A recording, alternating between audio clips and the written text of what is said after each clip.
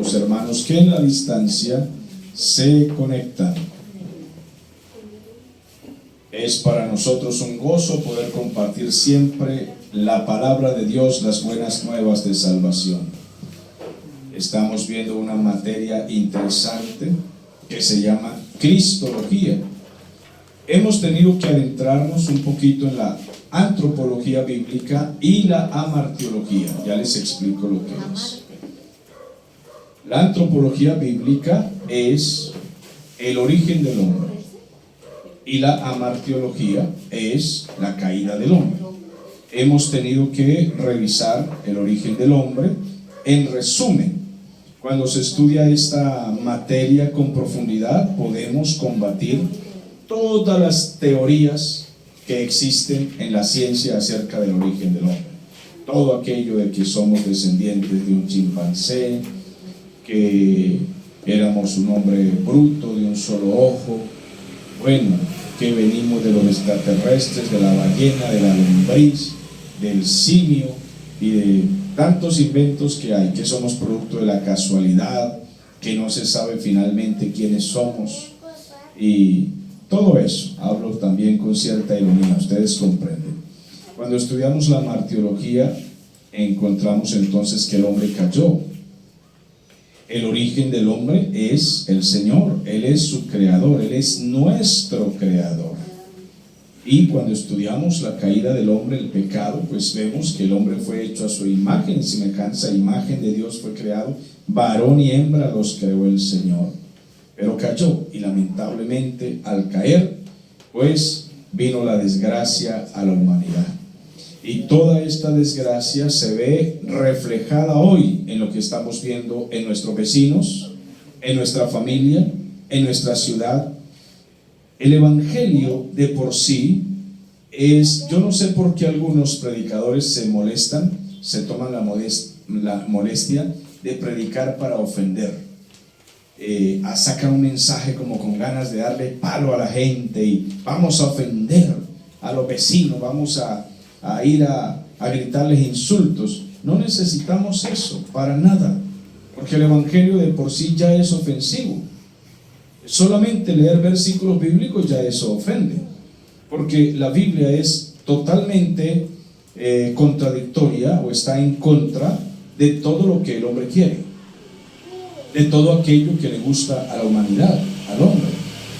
A la gente le gusta que se le hable de autoestima, de prosperidad, de alcanza tus sueños, de sentimentalismos, de entretención, de vanidad, y la Biblia no contiene ninguno de esos temas, absolutamente ninguno. La Biblia acerca al hombre hacia Dios, haciéndole reconocer que es un pecador que ha ofendido gravemente a Dios, que su destino, a menos que se arrepienta, su destino eterno es la condenación, que el hombre ha ofendido a Dios y la justicia de Dios tarde o temprano va a aplicarse sobre el hombre, sobre toda la humanidad. Pero contiene un mensaje de esperanza, un mensaje alentador. Jesucristo murió por los pecadores y quiere salvarlos. Y el que pueda comprender el mensaje es porque el Espíritu Santo le está abriendo el entendimiento. Le está haciendo comprender su necesidad de ser salvo, su necesidad de ser lleno del Espíritu Santo, su necesidad de responder al llamado que Dios ha hecho. La cristología y la soteriología son materias que hablan de Cristo y de la salvación. Cristología, la misma palabra lo dice, el estudio de Cristo, de la persona de Cristo, de todo lo que Él es y de lo que debería ser para nosotros. No es solamente llenarnos de conocimientos en la teología acerca de quién es Cristo, sino tener relación con Él. Y la soteriología nos habla de la salvación, el plan de Dios para salvarnos, que Dios en la persona de Cristo, su Hijo, se hizo hombre. Emmanuel es Dios con nosotros, que vino y se hizo hombre, y estando en la condición de hombre, se humilló a sí mismo, haciéndose obediente hasta la muerte y muerte de cruz. Se hizo siervo de los hombres, que no vino Él para ser servido, sino para servir, y se humilló hasta morir de una forma demasiado denigrante. que nadie sería capaz de soportar toda aquella humillación. Pero es la oferta que Dios le hace al hombre, entregar a su Hijo unigénito para que todo aquel que en Él cree no se pierda, sino que tenga vida eterna. Pero también la palabra del Señor nos dice que si la gente rechaza el plan de salvación, que de hecho lo van a rechazar, que si pretenden burlarse de lo que el Señor estableció para salvar, que si pretenden pisotear la sangre de Cristo, blasfemar el nombre del Señor, blasfemar el Espíritu Santo, hablar en contra del plan de salvación, entonces serán condenados sin duda alguna, porque tendrán que pagar la consecuencia de sus hechos, del desprecio que le han hecho al Señor. Entonces, la cristología y la soteriología son materias que nos enseñan que esta es la respuesta para una humanidad que ha caído, que han blasfemado al Señor, y que el destino del hombre es la condenación, pero que hay una esperanza, que deben venir a Jesucristo. Debemos conocer la persona de Cristo, la obra de Cristo, qué fue lo que Dios hizo a través del Señor, que es el único mediador entre Dios y los hombres, y que no tenemos ningún otro camino, ni vía, ni ninguna palabra, ni ninguna otra esperanza, que no hay nada que pueda salvar al hombre, ni sus obras, ni religión, ni ninguna cosa, absolutamente, sino solamente aceptar el plan que Dios ha establecido y aceptarlo con humildad, humillarse, pedir perdón, reconocer su condición de pecado. Vamos a orar. Señor, gracias porque este día también estamos aquí para aprender de tu palabra. Queremos descansar en ti porque tu palabra dice que el Señor Jesús es nuestro reposo. Él es el Sabbat, el reposo, el descanso. Venid a mí los que estáis trabajados y cargados, yo os haré descansar, dice tu palabra. Y te damos a ti toda la gloria por esta maravillosa oportunidad que nos das. Gracias, Cristo amado. ¿Dicen amén? Amén. Podemos comenzar con un texto bíblico en la carta a los Romanos, en el capítulo 5, en el versículo 8. Mas Dios muestra su amor para con nosotros, en que siendo aún pecadores, Cristo murió por nosotros. Bien, en este material que hemos venido desarrollando, hemos visto los nombres y títulos que se le dan a Cristo en la palabra. Hemos revisado en la Confesión de Westminster lo que se dice acerca de la persona de Cristo y su naturaleza. Hemos visto que es necesario leer un poco sobre el origen del hombre y la caída para poder conectarnos con la materia que estamos llevando aquí en mano.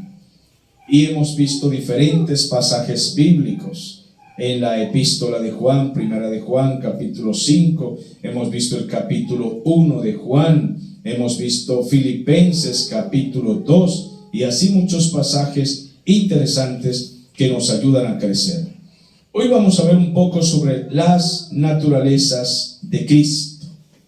Hay dos naturalezas en una sola persona, en la persona de Cristo, y no son dos personas, sino dos naturalezas en una persona divina. El Señor Jesús es la segunda persona de la Trinidad, Padre, Hijo y Espíritu Santo. Jesús es el Hijo Dios. Y es la única persona, el único ser que en el universo entero tiene dos naturalezas, porque Él se humanó, vino y se hizo hombre. Por tanto, Él es Dios hombre. Y es mejor decir Dios hombre y no Dios y hombre. Lo más conveniente es decir Dios hombre, por cuanto Él es Dios, es hombre, pero no son dos personas, sino una sola persona. Él es Dios que llegó a ser hombre, como dice Juan capítulo 1, en el versículo 14. Ustedes pueden también en sus casas revisar la palabra del Señor, y dice: y aquel verbo, hablando de Cristo, la palabra, se hizo carne y habitó entre nosotros, dice el apóstol Juan en su escritura, y vimos su gloria, gloria como del unigénito del Padre, lleno de gracia, de gloria y de verdad. Entonces, Él nunca dejó de ser Dios, aunque vino y se hizo hombre. A esta unión de estas dos naturalezas, humana y divina, están aprendiendo doctrina, además de que esta palabra es devocional, porque nos enseña a relacionarnos con el Señor, pero a conocerle. Voy a detenerme un poquito aquí, un paréntesis para decirles esto. En las redes, por ejemplo, la gente le envía a uno solicitud de amistad. Y yo recuerdo cuando era niño que un cantante brasilero decía: yo quiero tener 1 millón de amigos. Y la canción parecía muy bonita, ¿no? Pero ¿quién puede tener 1 millón de amigos? Eso es totalmente imposible.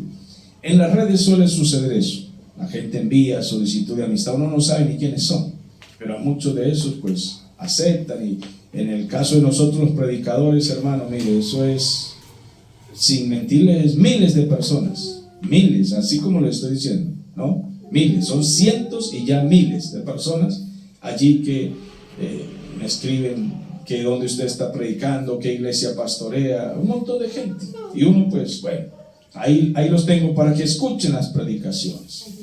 Uno no sabe quiénes son, no sabe qué hacen, si son buenos, malos, si lo quieren a uno o no lo quieren, o si lo quieren matar, ahorcar.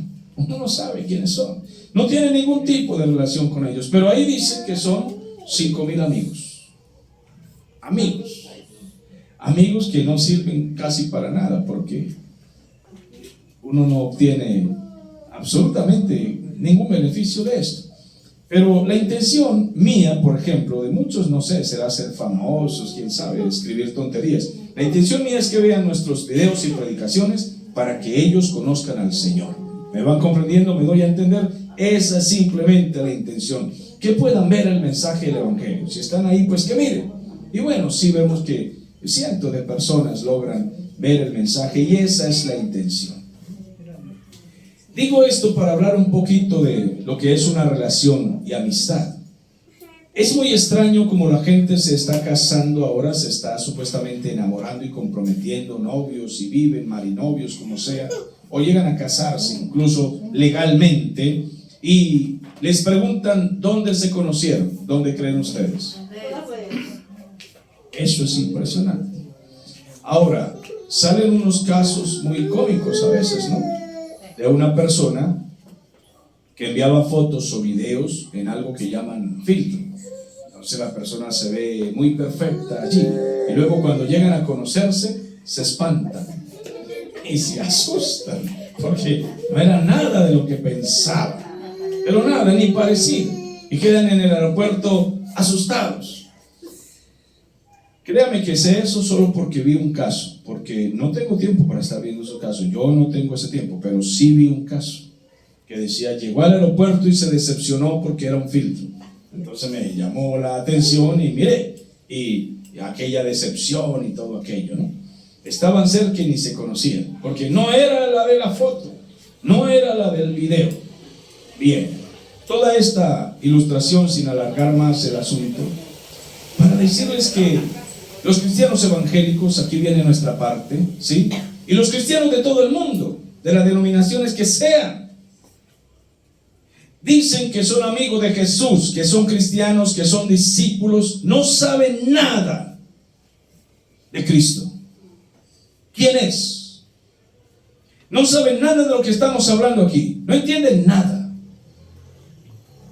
¿Sabe usted qué significa la sustitución en cuanto a Cristo? Que usted dice que es cristiano y que Él es su amigo y que usted lo conoce. No sé. ¿Sabe usted lo que es la redención? No sé. La regeneración, tampoco. La justificación, tampoco. ¿Cuál fue el plan de salvación? No sé. No saben nada. Pero soy cristiano.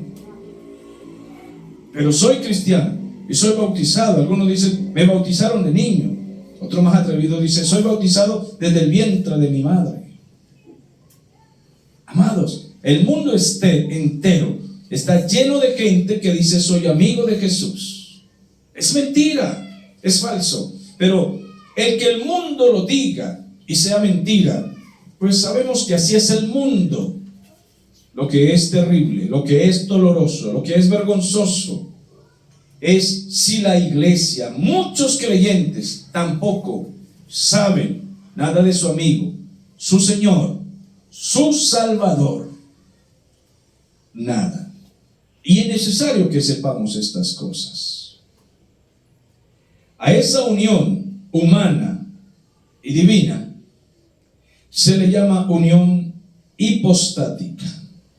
Esto implica que tiene un conjunto especial de propiedades, de características esenciales de Él, y que no las pierde de ninguna manera, incluso cuando Él resucitó y fue al cielo. El Señor Jesucristo es mediador entre Dios y los hombres, pero el apóstol Pablo lo aclara y dice, Jesucristo, hombre, si lo han leído. Eso no está escrito ahí por casualidad. Nos está enseñando una doctrina, y es la doctrina de la cristología, que era necesario que un hombre viniera a morir por nosotros, pero ese hombre debía ser santo, y no hay ninguno que sea santo. Por tanto, Dios tuvo que traer uno. Él mismo vino, se humanó en la persona de su Hijo, porque no había quien. Y se da cuenta, toda la gente dice, yo soy bueno, no mato, no robo y hago el bien. Bueno, ¿por qué no muere por los pecadores usted que es que tiene tantas oriolas? Tan bueno. No hay nadie. Necesitaba el Señor mismo establecer su plan. Ahora bien, el Señor Jesús no pierde ninguna de las dos naturalezas y tampoco llega a ser dos personas. No se trata de un hombre y un Dios, sino se trata de Dios, hombre, en una persona. ¿Lo grabaron? Para siempre lo van a grabar, porque de eso se trata también esta materia. Ningún otro ser en el universo tiene esta característica tan maravillosa, y vale la pena repetirlo, y única. El Verbo, que es el Hijo de Dios, no tomó una persona humana. Algunos dicen que él reencarnó, creo que es así que dicen, que Él poseyó una persona. Él no poseyó una persona, Él tomó forma humana, tomó una persona humana. Pero no es que entró en una persona, sino que Él mismo se encarnó. Esa es la obra que hizo el Señor, porque algunas sectas por ahí, no las voy ni a mencionar hoy para no desviarnos del tema, dicen que Jesucristo fue creado por el Padre. Eso es una herejía y es una blasfemia, porque en el principio era el Verbo, y el Verbo estaba con Dios, pero el Verbo era Dios mismo. Es una Trinidad, nuestro Dios, que ha existido por siempre. Entonces no tomó una persona, sino que tomó una naturaleza humana. Una naturaleza. Y esas dos naturalezas tienen cada una su propia realidad y existencia, pero las dos existen y subsisten en una persona, la persona del Hijo, Jesucristo. María no dio a luz simplemente la naturaleza humana de Cristo, sino que ella dio al Hijo de Dios, pero según la carne. Necesito repetirlo. Vamos a ver. María no dio a luz simplemente la naturaleza humana de Cristo. No. Ella tuvo en su vientre al Hijo de Dios. Personalizado. pero la parte humana, porque Él tiene dos naturalezas. Y María no puede ser la madre de Dios, sino la madre de Cristo en su naturaleza humana. Sí, pastor, pero Cristo es Dios. Sí, ahí está el misterio. Él es Dios, pero ella no es la madre de Dios. Ella fue la madre de Jesús en la naturaleza humana. ¿Misterio? Sí, misterio. ¿Lo pueden comprender completamente? No, medio lo entendemos. Yo también, pero lo creo, porque es igual que la Trinidad. Nadie puede entender la Trinidad por completo. ¿Cómo podemos entender que haya Padre, Hijo y Espíritu Santo y que sea un solo Dios? ¿Podemos entenderlo? No. ¿Pero podemos creerlo? Sí. ¿Podemos aceptarlo? Sí. ¿Podemos refutarlo? No. No tenemos con qué refutarlo. No tenemos argumento para decir que no es así. Lo creemos porque el Espíritu Santo nos ha dado la capacidad de creer. Ahora sí, lo que va a preguntar. Yo iba a preguntar entonces en qué momento se manifiesta la deidad. Ese es el misterio del que estamos hablando. Cristo es Dios. Él es Dios. Pero ella, perdone la expresión, no parió a Dios. Parió a Cristo según la naturaleza humana. Pero Cristo es Dios. Él puede tener las dos naturalezas separadas, siendo una sola persona. Esa es la unión hipostática. Bien. ¿Parece un asunto enredado de comprender? Sí, yo sé que sí. Pero es así como hay que enseñarlo, porque así es como está en la palabra del Señor. Y así debemos enseñarlo. Entonces, era preciso que Dios y el hombre se unieran en una sola persona para hacer de Jesucristo el perfecto mediador, como lo dice la Biblia. Porque era necesario que Dios salvara al hombre, porque el hombre no podía salvarse por sí solo.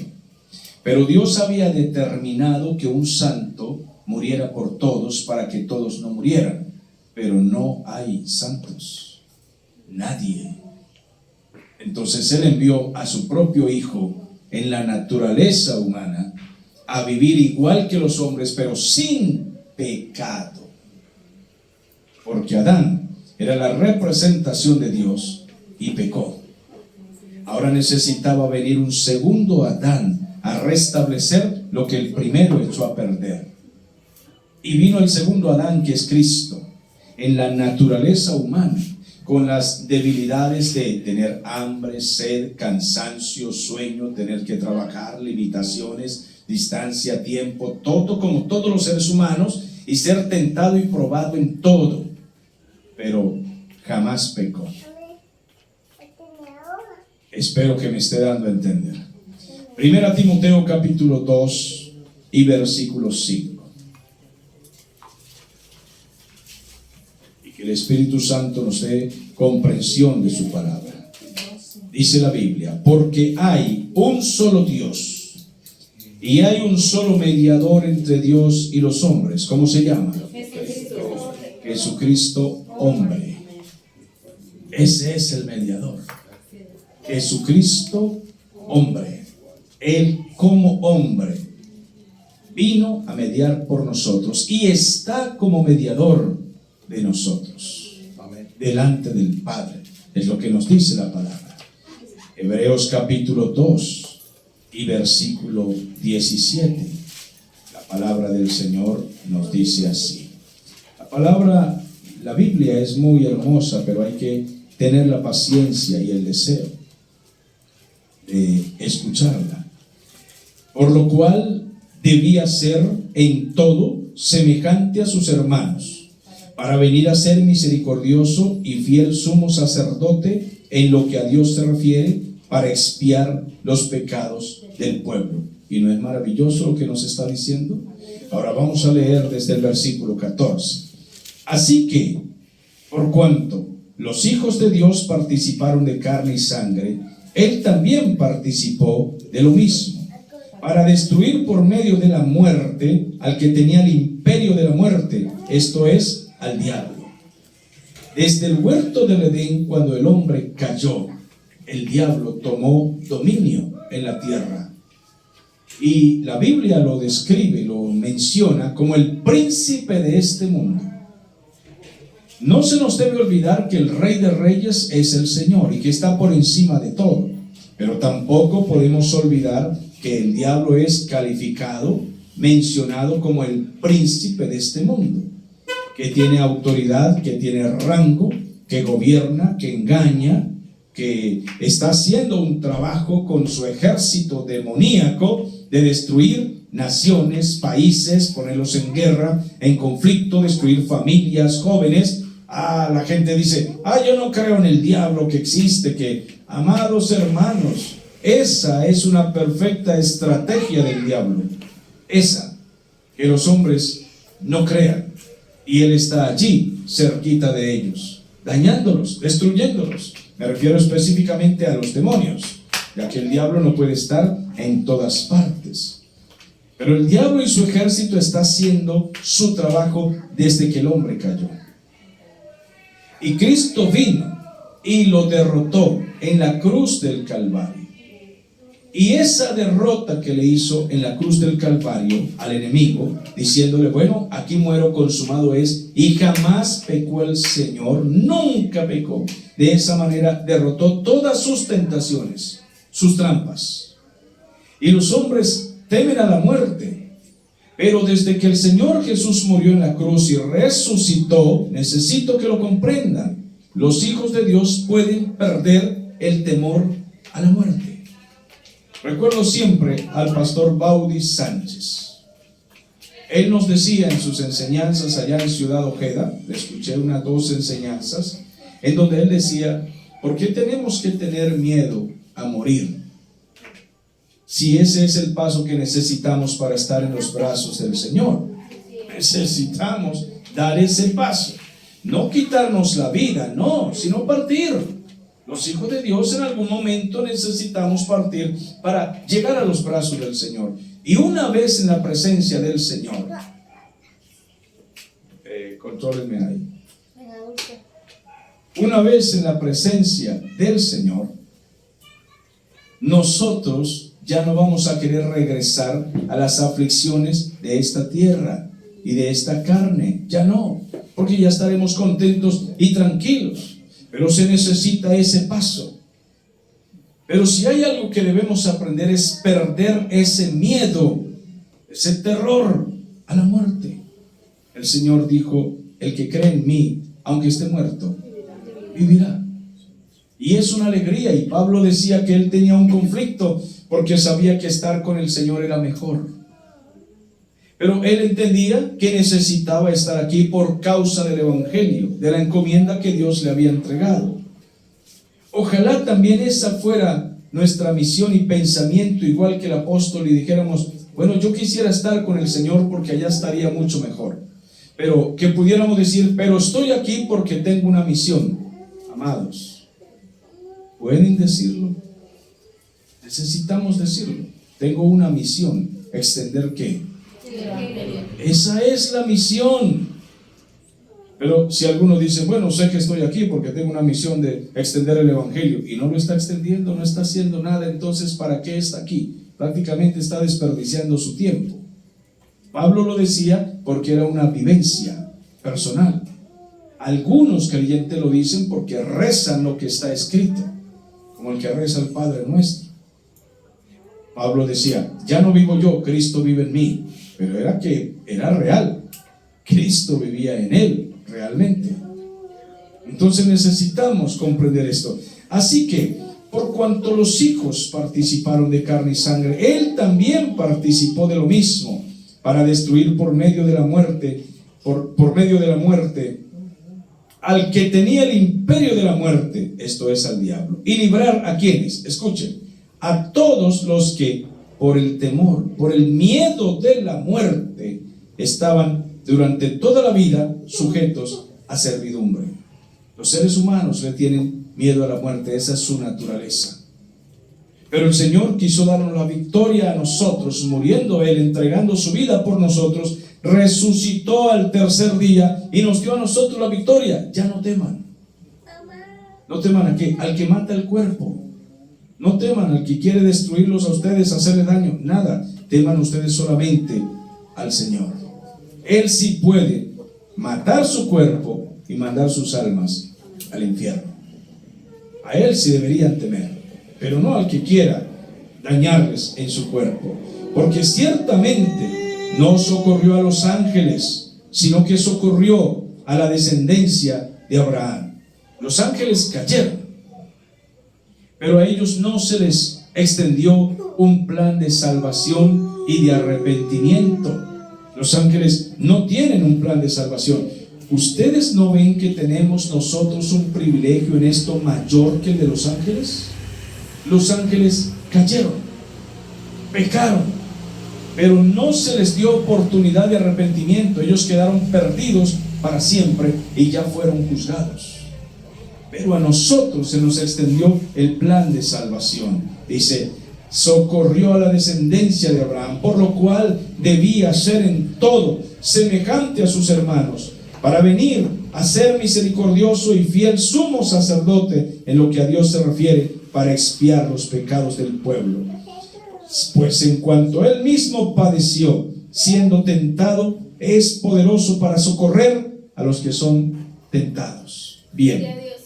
En este pasaje, y culminando con este versículo, esta parte del mensaje, hay algo muy importante para nosotros. El Señor nos socorre, nos fortalece, nos auxilia a nosotros cuando somos tentados y estamos siendo probados. En las pruebas nos da la fuerza, en las pruebas nos da la sabiduría, y en las tentaciones nos da la resistencia y nos da la capacidad de ser librados. Esto hace el Señor. Para eso fue que Él vino y en su vida derrotó en todo momento las tentaciones que se le ofrecieron. La Biblia nos dice que el Señor Jesús fue tentado en todo, pero se mantuvo sin pecado. Pero recuerden que describe de una manera formidable cuando el Señor fue al desierto y el enemigo le tentó allí. Vamos a verlo en Mateo, por favor. Abran su Biblia allí en Mateo y recordemos un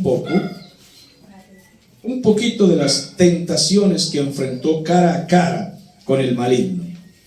Entonces Jesús fue llevado por el Espíritu Santo al desierto para ser probado, para ser tentado por el diablo. Y después de haber ayunado 40 días y 40 noches, tuvo hambre. Y vino a él el tentador. Este es el diablo, que algunas personas dicen, ay, ni lo lea, ni lo mencione, y no sé cuántas supersticiones tienen. No, tenemos que saber que ahí está escrito en la palabra con claridad. Y nosotros debemos saber que existe, que es malo, que es maligno. Él y sus demonios hacen daño. Y si se atrevió a intentar hacer caer a Jesús, el Hijo de Dios, ¿no lo intentará con nosotros 1 y 1000 veces? Lo intentó con él. Y las mismas cosas que le presentó al Señor Jesús, se lo presenta a muchos cristianos hoy. Pero pregunto, ¿cayó el Señor Jesús en alguna de esas tentaciones? No. Y pregunto, ¿caen muchos cristianos en esas tentaciones? Sí, con mayúscula. Definitivamente sí. Porque no leemos, no estudiamos, no nos relacionamos con la palabra y con el Señor y con Jesucristo, y no vemos esto con claridad. Le ofreció estas cosas. Dice, vino el tentador y le dijo, si eres hijo de Dios, di que estas piedras se conviertan en pan. O sea, comprueba tu poder. Haz magia. Y toma ese poder para complacerte a ti. ¿Acaso el deseo de la magia y de poder, eso no acompaña a mucha gente? Claro, la gente quisiera tener poderes mágicos para complacer todas sus apetitos. El Señor Jesús allí tenía hambre, tenía apetito, pero su poder era para socorrer a los pobres y a los pecadores, a los necesitados, no para hacer señales, para complacerse a sí mismo. Su ministerio no era para sí mismo, su ministerio era para las almas. Era para las almas. Y nosotros necesitamos comprender que Dios nos ha entregado a cada uno de nosotros el ministerio, o como iglesia, el ministerio de la reconciliación. Y debe ser puesto a la orden de los pecadores, de las almas, de ayudar a los más débiles, a los pequeños, y nada para nosotros mismos. Ninguna cosa debe ser para complacernos, sino para alcanzar a los perdidos. El Señor sabía realmente a qué venía. Nunca se dio ninguna comodidad. Si los ministros de hoy, los que predican y predicamos la palabra del Señor, si nosotros comprendiéramos esto, no se cometería tantos errores. Hace poco le escuché a alguien decir lo siguiente, y me llamó la atención, y parece muy cierto, ¿no? Miren bien. Dice, el Señor Jesús comenzó el ministerio en un burro. Y los discípulos de él ahorita tienen aviones y guardaespaldas. La verdad que suena cómico, pero es la verdad. Es la verdad, es una ironía terrible. Entonces, alguien pregunta, entonces no podemos tener nada, solo andar en burro. No, no es eso lo que dice la palabra del Señor. Y tampoco es lo que quiere decir ese refrán o ese dicho. Sino que la ironía de esto es que el Señor Jesús no se preocupó por nada sino cumplir su misión. Venía a salvar a los pecadores y ese era su único interés. Y él quería discípulos y una iglesia que se interesaran por lo mismo. Por lo mismo. Y por eso no se dejó tentar de ninguna cosa externa, ni de fama, ni de poder, ni de magia, ni de nada. Él no venía a complacerse en nada. Pero muchos ministros de hoy, por eso yo a veces los trato de fanfarrones, que lo único que hacen es buscar su complacencia, su comodidad, verse bonitos, famosos, adinerados. En todas las denominaciones cristianas es igual. Todas las líneas de la cristiandad, lo que se conoce como cristianos, llámese católicos, romanos, evangélicos, adventistas, en todos hay esos pillos mafiosos que no sirven para nada, que convirtieron la religión en una mafia. Eso es. Si nos pareciéramos al Señor, le dijo, mira, demuestra tu poder aquí y complace tus apetitos. Y él se negó por completo. El que quiera ser mi discípulo, ¿qué? Niéguese. Tome su cruz. Y su cruz no es como dicen algunos, su mujer. Le vieron cara de cruz a la mujer. No, las dificultades del evangelio. Es cierto que algunas hermanas se llaman Cruz. Imagínense, una señora se llamaba Cruz Roja. Cruz Rojas. Ay, Dios. Él respondió y dijo, escrito está. ¿Con qué respondió? Para combatir la tentación con la palabra, no con refranes y filosofías y tonterías por ahí aprendidas del psicólogo. No, con la palabra. Escrito está. No solo de pan vivirá el hombre, sino de toda palabra que sale de la boca de Dios, porque es la palabra de Dios y la relación con Él, con Cristo y con su palabra, la que nos va a sacar en victoria de toda tentación. Porque el texto que acabamos de leer en Hebreos nos dice que el Señor fue tentado en todo. Él nos va a socorrer cuando nosotros somos probados y tentados. Pero ¿se ha llenado usted de la palabra? Colosenses 3:16 dice, la palabra de Dios abunde en vosotros. Abunde bastante, para que sea capaz de resistir pruebas y tentaciones que vienen a su vida. Cuando usted está lleno de la palabra, las dificultades pueden ser muchas, pero usted está recordando lo que el Señor ha dicho y ha establecido. Escrito está. Y si está escrito por el Señor, es verdad. Y punto, está escrito. Él tiene el control de todo. Luego de esta tentación le presenta otra, el diablo. Dice la palabra del Señor que le llevó a la santa ciudad y le puso sobre el pináculo del templo y le dijo: mira, si eres el Hijo de Dios, lánzate abajo, porque escrito está que Dios mandará a sus ángeles acerca de ti y que en sus manos te sostendrán para que tus pies no tropiecen en piedra. Estaba citándole el Salmo 91. Esto indica que el diablo conoce ¿qué?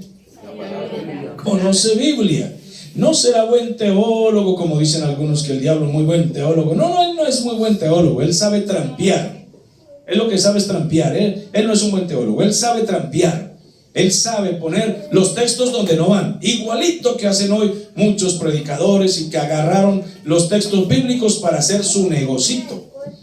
Saben hacer la trampa. Le dicen a la gente que la Biblia dice esto aquí y esto allí, porque lo acomodan a su antojo para vivir a su manera. Por eso hay tantas trampas y por eso la gente ha perdido la fe, la credibilidad, la confianza, porque hay mucho engaño. Y los que engañan son hijos ¿de quién? De Satanás. Así carguen Biblia y corbata y vayan a un culto, son hijos de Satanás. Estén donde estén, llámese Vaticano, culto, iglesia, lo que sea, son hijos de Satanás los que engañan. No pueden ser hijos de Dios, porque el diablo es engañador. Él también usa Biblia. Le dijo: mira, escrito está en el Salmo 91 que Él te va a proteger, lánzate de cabeza. O sea, suicídate. Qué impresionante. Le dijo esto ¿a quién? Al Hijo de Dios, al Señor. ¿Será que el diablo nos dirá alguna vez en la vida a nosotros que nos quitemos la vida? Así se lo dijo al Hijo de Dios, que se matara, que se lanzara de cabeza. ¿Qué no nos dirá entonces a nosotros también para que se acaben nuestros problemas? ¿Cuánta gente se quita la vida porque piensan que esa es la solución a sus problemas? No tienen relación con Cristo, no conocen qué dice la Escritura. No importa cuán difícil esté la tentación, la dificultad, la prueba, cuánto se haya encendido el horno, no importa tal cosa. ¿De cuántos suicidios hemos escuchado? ¿Cierto que sí? Jovencitos, niños, padres de familia, gente que por un problema mata a sus hijos y luego se quitan la vida, porque el diablo se los dijo, porque los demonios les dijeron tal cosa. Nosotros podemos defendernos. El Señor Jesús le respondió así. Jesús le dijo: escrito está. Repetimos, ¿cómo le dijo? Escrito está. Amados, la Biblia tiene respuesta para todas las tentaciones y todas las pruebas que vengan a nuestra vida. La Biblia tiene respuesta para todo, toda dificultad. No importa si es que estamos en enfermedad, si es que estamos en escasez económica, si es que estamos en crisis familiar, matrimonial, con los hijos, con los vecinos, con enemigos, amenaza de muerte, lo que sea. La Biblia tiene pasajes bíblicos que nos dicen que si estamos en Cristo, esas promesas son para nosotros. Pero hay hasta gente que ni siquiera cristiana es, y a veces tienen más fe en lo que dice la Biblia que ni los cristianos. Esas promesas no son para ellos. No son para ellos. Porque el que no tiene a Cristo no puede pedir que se cumpla en su vida una promesa que el Señor ha hecho a sus hijos. Jesús respondió: escrito está, no tentarás al Señor tu Dios. Es decir, no harás nada que lo desafíe a Él. Nada. No puedes ponerlo a prueba, nunca. A Dios no se pone a prueba. Vamos a ver si es verdadero. No, Señor, es que Él es verdadero. Vamos a ver si me cumple. No, Señor, es que Él cumple. A Él no se puede poner a prueba. Y el diablo otra vez dice la palabra, le llevó a un monte muy alto y le mostró todos los reinos del mundo, la gloria de ellos, la fama, el poder del mundo, y le dijo: todo esto te daré, pero si tú me adoras. ¿Qué busca entonces el diablo de la humanidad? Que lo adoren. ¿Y acaso no lo están adorando? Sí, hay sectas satánicas, hay brujería, hay todo tipo de idolatría, de superstición, de creencias erróneas. Hay distintas formas de adorarle, y hay gente que le adora directamente. Hay sectas que se llaman satánicas o satanistas y le adoran directamente al diablo y dicen: somos hijos de Satanás.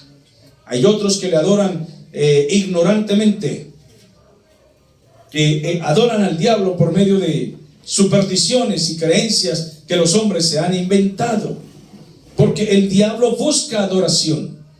Por eso en la tierra finalmente habrá un gobierno mundial que adorará a Satanás. Pero Dios ha prometido que a sus hijos que le adoren a Él, a Dios, el Señor los librará de aquello. ¿Cuántos dicen amén a eso?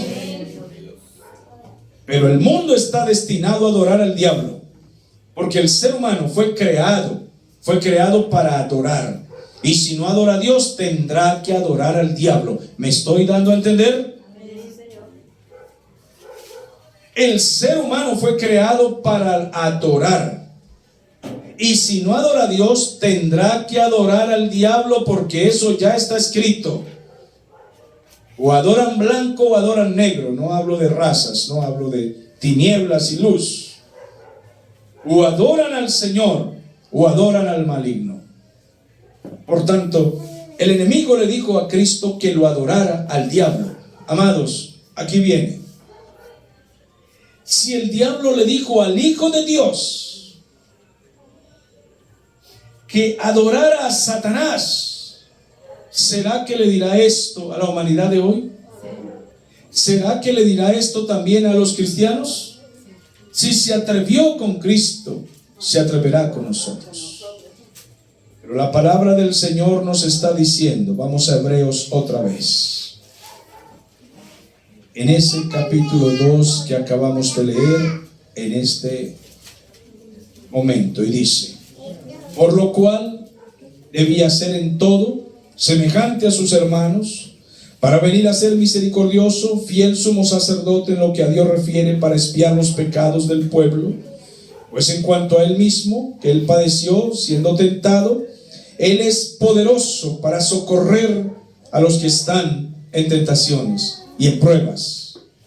Él es poderoso. Mire cómo el Señor Jesús fue auxiliado y supo responder como tenía que responder. Jamás el Padre lo abandonó, nunca. Y él respondió: escrito está.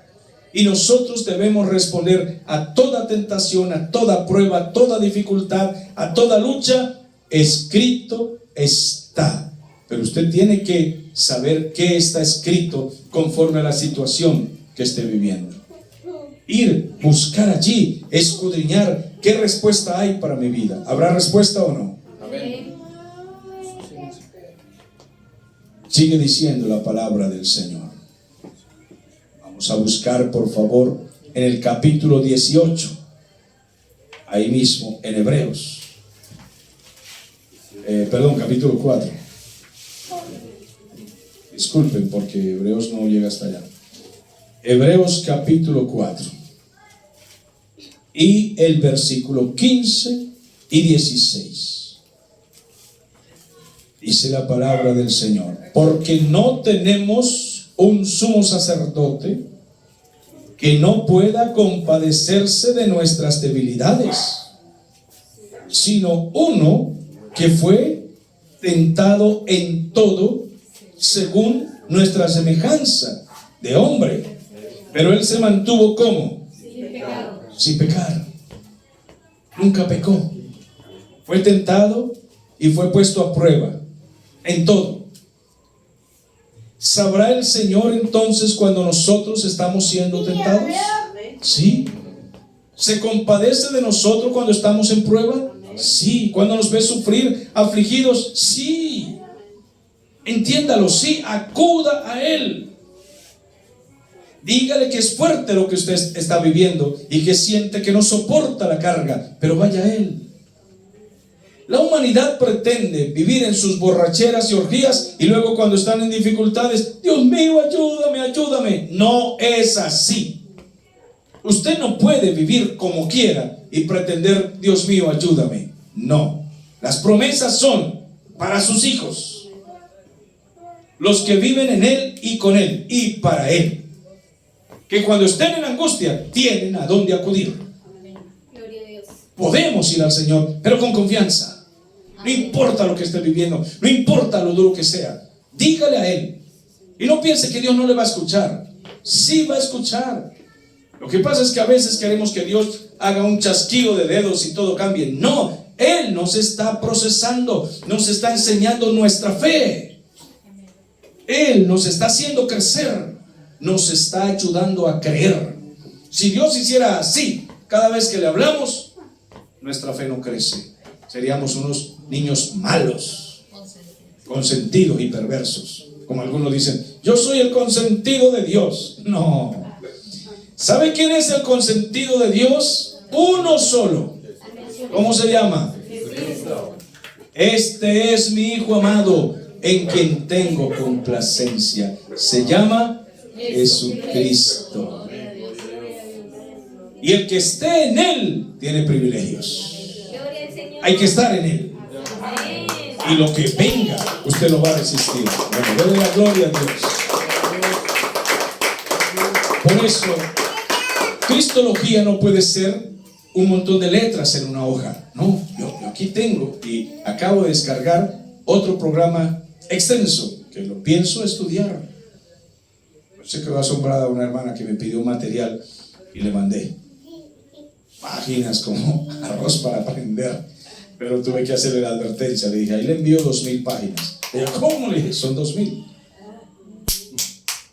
Pero no se trata solo de leer páginas como comer hojas, ni que fuéramos vacas comiendo pasto. No, de tener una relación con Dios, con su palabra, de poderla creer, de ir despacio. Porque mire, este material podría dárselo yo a ustedes en 2 predicaciones. ¿Cómo? Leyendo y se acabó. Y después usted dice, aprendimos cristología. No, amados, así no es. Es relación con la palabra, es relación con Él. Porque el mundo dice que cree en Cristo. Ellos dicen que creen en Dios, pero viven de espaldas a Dios. Debemos tener relación con el Señor. Que en toda dificultad podamos creer que por dura que sea la prueba, Dios está ahí. Y alguien dice, pero ¿por qué lloro y sufro y parece que no me escuchara? Él lo está viendo llorar, Él lo está viendo sufrir. Pero a veces lloramos y Dios se compadece y nos alcanza con su misericordia. A veces lloramos y Dios como si nos mirara y dijera, no, está muy consentido, papá, tiene que aprender a ser más fuerte. Sí, Señor. A veces Dios quiere que seamos más recios, más cristianos, más creyentes. Porque si somos de los que lloramos y Dios, tome la chupetica, mi amor. No, volvemos unos tontos. Él quiere que seamos más fuertes, más resistentes, y por eso nos regaló el capítulo 11 de Hebreos. Y cuando usted lo lee, cuando usted lee el capítulo 11 de Hebreos, se queda impresionado todo lo que resistieron esos hombres. Entonces uno los ve a ellos y dice, a mí no me ha pasado nada, y quejándome. Dije, se me partieron las uñas, Señor, se me partieron las cejas. Amados hermanos, ese capítulo hace que crezca nuestra fe. Y Dios quiere eso, que usted crezca, que no lloriquee tanto, sino que entienda que Él lo está viendo sufrir tranquilo. Él está promocionando su fe, lo está haciendo crecer, para que su fe sea ejemplo para otros. Por eso este texto dice, acerquémonos pues con confianza al trono de la gracia. Imagínese, al trono de la gracia, casi nada. ¿Saben dónde se puede usted acercar? Al trono de la gracia. Gloria al Señor. Donde ningún ser humano que no sea lavado con la sangre de Jesús puede ir, porque no se lo permite. El Señor extiende su cetro es sobre los que están en Cristo. Los que están en mi Hijo, vengan a mí. ¿Eso no es maravilloso? Eso es maravilloso. Acerquémonos al trono de la gracia con confianza.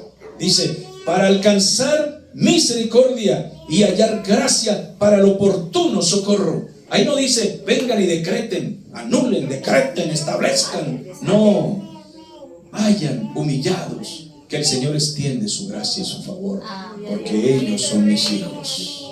¿Cómo usted le va a dar órdenes al Señor? Y que decreto, anhelo, cancelo, anulo, borro, y que ahora, y que Espíritu Santo, ahora, te estoy diciendo que ahora. ¡Qué barbaridad! ¡Qué falta de respeto!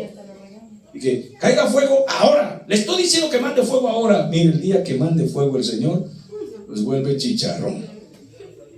Nada de eso.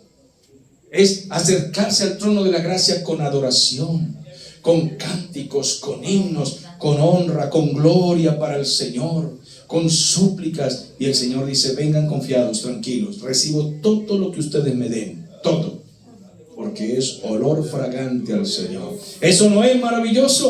Hombre, debemos estar contentos nosotros. Debemos estar gozosos. Vamos a ver el capítulo 7 de Hebreos. Y versículo 25 dice, por lo cual puede también salvar perpetuamente a los que por Él se acercan a Dios, o sea, por Jesucristo, viviendo siempre para interceder por ellos. ¿Qué les parece? Tenemos dos intercesores delante de Dios. Menciónemelos, por favor. El Señor Jesucristo y el Espíritu Santo. Porque Romanos capítulo 8 nos dice que el Espíritu Santo intercede por nosotros. ¡Qué impresionante! Y aquí nos dice que Cristo intercede por nosotros. Dos intercesores delante de Dios, el Padre. ¿Esto no es maravilloso? Ay, amados hermanos. Por ahí dice un refrán, va para el cielo y van llorando. Ay, quejándose, Dios mío. Si es que tenemos tantas bendiciones. Bueno, mis amados hermanos, en este respecto, Cristo es, se le puede llamar en griego, teántropos. Te de teo, que es Dios, y antropos de hombre. Entonces es Dios, hombre. Se mencionaba una palabra griega, casi nunca uso esos términos para no enredarlos, pero es bueno que conozcan un poquitico de eso. Este término le ayuda a describir que hay un puente divino humano. Es una escalera entre el cielo y la tierra. Y es la única escalera, el único camino que puede llevar al hombre a Dios. No es la religión, no es la superstición, no son velitas en los ídolos, no son creencias ni rezos ni nada de eso. Es Jesucristo el único. Oraciones salidas del corazón arrepentido, las que llegan al Padre por medio de Jesucristo. Y más vale que sea así. De lo contrario, el hombre puede pedirle a Buda, a Mahoma, a, bueno, no sé cuántos, Gandhi, póngale, vírgenes, santos, ídolos, lo que quiera, patronos, todo lo que quiera. La Biblia declara, la Biblia es la palabra de Dios. ¿Cuántos creen que la Biblia es la palabra de Dios? Ella declara que uno solo es el camino, una sola es la escalera, una sola es la vía para ir al Padre, es Jesucristo. Te relacionas con Cristo, tienes camino y entrada al Padre. No te relacionas con Cristo, sino que tienes un montón de patronos y cosas a quien pedirle, estás perdiendo el tiempo. Solo hay un mediador entre Dios y los hombres.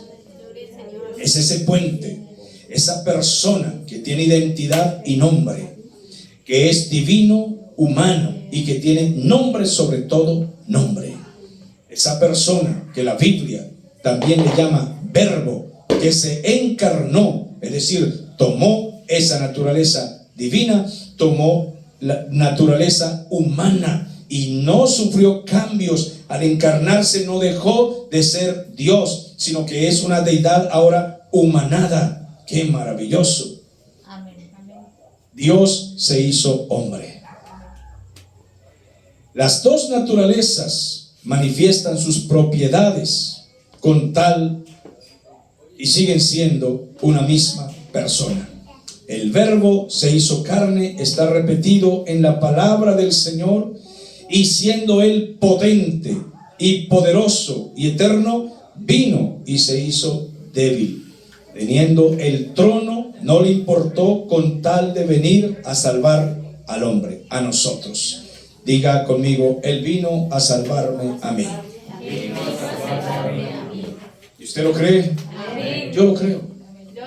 Y hay muchas dificultades en la vida y uno pasa muy seguido, muy a menudo por muchas circunstancias adversas que traen agotamiento, cansancio y todo. Pero cuando estudiamos la palabra del Señor y nos llena, no tenemos otra cosa que decir: ¿de qué me quejo? Tengo al Señor. ¿De qué me quejo? Vamos a adorarle, vamos a cantarle. Y corrijo aquí a los cantantes un poquito, que cada que van a cantar dicen vamos a adorarle, vamos a cantar.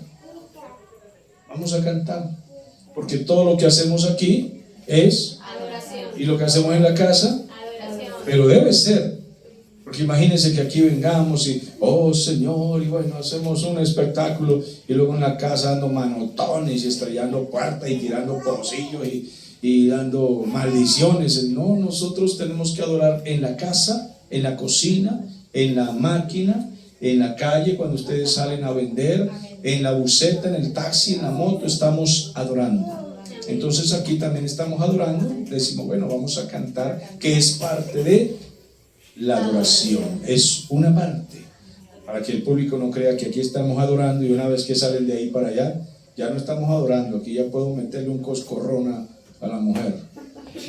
No, en todas partes estamos en adoración. Damos gloria a Dios, un aplauso a Cristo que le doy.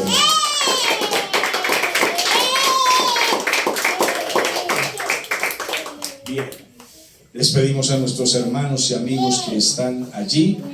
Gracias por estar en contacto siempre, es un gozo. Que Dios les bendiga, esperamos verlos pronto.